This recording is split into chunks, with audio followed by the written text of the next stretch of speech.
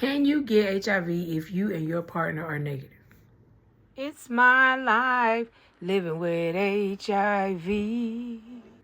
Hi, how are you today? I hope you're well. Hope you're doing good. I want to read something to you that came across my feed, and the topic is HIV negative facts. Okay, can you get HIV if you and your partner are negative? Misunderstandings about how HIV, immunodeficiency virus, HIV, can spread are common, okay? Which may lead to questions about whether it's possible to get HIV even if you and your partner are HIV negative. It is not possible to contract HIV if you and your partner are HIV negative, have been properly tested, and have had no recent exposures to the virus. However, if either of you has had an exposure but tested negative, it may still be possible to spread the virus because it's possible the testing was done too early and missed the infections. Are you listening? Are you hearing? You listening to me? Let me just keep going. Knowing when to test for HIV and what you can do to help prevent exposures can ensure you and your partner remain negative. Okay, so HIV, right? We're talking about HIV. How is HIV transmitted? A lot of people don't know. A lot of people get it misunderstood. So I'm going to share with you. The first step in HIV prevention is understanding how the virus spreads. That's the first step. The virus can be spread only through contact with an HIV positive person's bodily fluids, blood, semen, vaginal or rectal fluids, or breast milk. Possible exposures may occur through, and I said possible, so pay attention, engaging in unprotected anal or vaginal sex, sharing needles or syringes with an HIV positive person, receiving a blood transfusion, although the risk here is extremely low in countries such as the U.S., where blood is carefully screened for HIV and other infectious agents. The more sexual partners a person has, the greater their risk of contracting HIV will be, okay? It is less common to spread HIV through an accidental needle stick, more likely to occur in healthcare workers or from a pregnant person to their fetus, especially if the mother is receiving treatment. Can you get HIV if your partner is HIV negative? You want me to read that again? I'll read it again. Can you get HIV if your partner is HIV negative? An uninfected person cannot spread HIV. However, a person can have an exposure and become positive without knowing it. Or someone can test negative before the test detects the infection. It is important to know when to test to get the most accurate results. How long does it take HIV to become detected? That's a good question. HIV cannot be detected immediately after exposure. After the virus enters your body, it takes time for the immune system to recognize it's there and to build up a response, okay? It takes time. Antibodies targeting HIV take a few weeks to develop, which means that tests that depend on identifying these antibodies, like most rapid tests, cannot detect the virus until then. So it said, what, a few weeks. If you take one of these tests before this time period, you may receive a false negative result. And that is true. There are false negative results. That's why I keep telling y'all, protect yourself, okay? Meaning that your test reads negative, although you might still be infected with HIV. And I know a lot of people are like, why are you saying infected? I'm reading what they have, okay? I'm just reading this, all right? I'm reading what they have, and I'm going to tell you where I got this feed from in a minute. But it's very good information. Nucleic acid test, abbreviations is NAT, okay, NAT, for HIV detect the actual genetic material, which is the RNA of the HIV virus, so they don't depend on the immune system to build a response. However, NAT tests are not considered reliable until about 10 days after exposure. That's for the NAT test, because it takes that long for the virus to reproduce enough for the test to find it in the blood. An antigen / antibody test can detect an HIV protein called P, that's lowercase p, 24 antigen, which means it does not always have to wait for an antibody response to detect HIV. This type of test is commonly used in hospitals and clinics in the United States and is considered reliable sooner after exposure than an antibody-only test. Some good information. HIV testing after an exposure. After a potential HIV exposure, there is a window period for HIV testing, okay? This refers to the period of time between the initial exposure and when a test can first detect the virus after antibodies to the virus.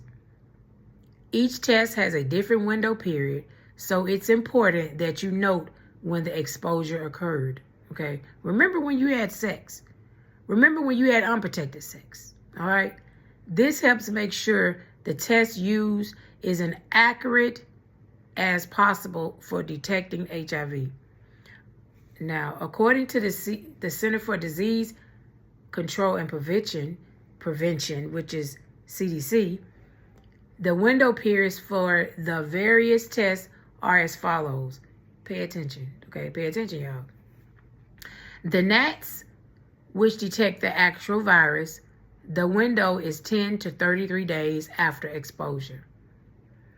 For antigens / antibody test from a finger stick, the window is 18 to 90 days after exposure. For antibodies tests, which are most rapid tests and self-test, the window is 23 to 90 days after exposure. The CDC recommends that if you receive a negative result from your first test, you should wait after the window period for the testing method you used before testing again. Remember the window period I told you. If you're still negative after the second test and you had any other potential exposures, you're HIV negative. If you're possibly been exposed to HIV again, it is best to test again after the window period for that exposure. If your partner tests HIV negative, are you safe? If your partner tests HIV negative, are you safe? Even if your partner has a negative test result after an exposure, pay attention. It doesn't mean your test result will also be negative. Recommendations state that each partner should have their own HIV testing done to confirm their results. HIV is different for every person, and the length of time it takes for it to become detectable with a test can vary between individuals. It's best to be open and honest with your partner about potential exposure and that both of you get tested. You know what really caught my attention? It says HIV is different for every person. It's different for every person. Precautions to take after testing negative. There are certain steps you can take after testing negative to help ensure you remain HIV negative during the window period. These can also be done if you or your partner has had an exposure after initial negative test. These tests include choosing less risky behaviors to lower your chances of exposure and taking pre-exposure prophylaxis, which is PrEP, or post-exposure prophylaxis, which is PEP. PrEP is P, lowercase r, uppercase E, uppercase P. And PEP is uppercase P, uppercase E, uppercase P. Pre-exposure prophylaxis, that's PrEP, or post-exposure prophylaxis, that's PEP. Choose less risky behaviors. I could not stress more to y'all about this. If I knew back then and was educated on this back before I was choosing risky behaviors, I wouldn't be HIV positive because I would be paying attention to what this is talking about. So I'm trying to help you. Okay. Choose less risky behaviors. Because having unprotected sex is the most common way of spreading HIV, you and your partner can take extra caution to prevent potential exposure. And it says partner. I say partner or partners because there's a lot of people out here got more than one person that they're having sex with, whether protected or unprotected. If you or your partner has had an exposure after testing negative for HIV, you may not know whether the virus can be spread. Exercising caution by using condoms, choosing different sexual encounters / activities, or not having sex can help prevent spreading HIV. You do have people that's not having sex, believe it or not. Using condoms helps prevent the exchange of bodily fluids, stopping them from coming into contact with the mucous membranes in the anus and vagina. Condoms can also help prevent the spread of other sexually transmitted infections or STIs, such as chlamydia and gonorrhea. To reduce the spread of HIV effectively, it's important to use condoms regularly, including every time someone has been exposed to the virus. And I'm going to let you know right now, there is a correct way and there is an incorrect way of putting condoms on. And I've showed that back in my earlier videos. If you need me to show it again, let me know and I'll show it again. Just comment below and let me know. And if you're not subscribed to me, subscribe to me, please. Because I'm going to give you some good information. And I'm sharing my life, how I live daily with HIV. Okay? Please do. Like, comment, and if you're not subscribed, subscribe. Back to the education. The type of sexual activity also affects the risk of spreading HIV.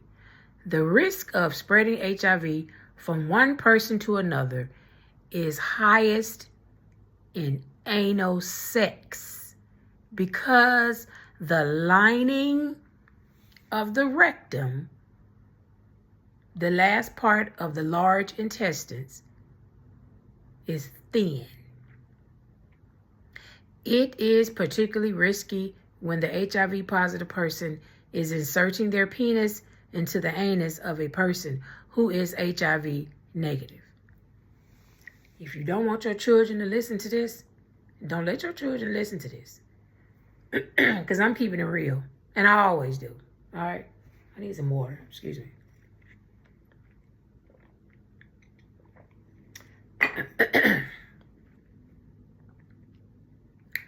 Wow. The highest is anal sex because of the lining of the rectum.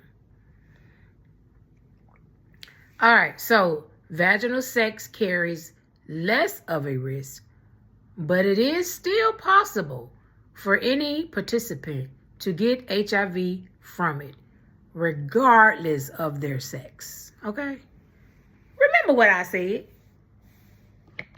Remember what I said. Engaging in oral sex, whether receiving or giving, or sexual behaviors that don't involve the exchange of bodily fluids carries the least amount of risk. While it may still be possible to contract HIV from these exposures, it is much less common. Did not know that. Did not know that. Okay, remember when I talked to y'all about the PrEP and PEP? I'm going to talk about this a little bit more right now.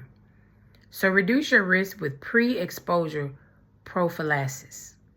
Pre-exposure prophylaxis is a medication used to prevent HIV infection in people who are at a higher risk of contracting the virus.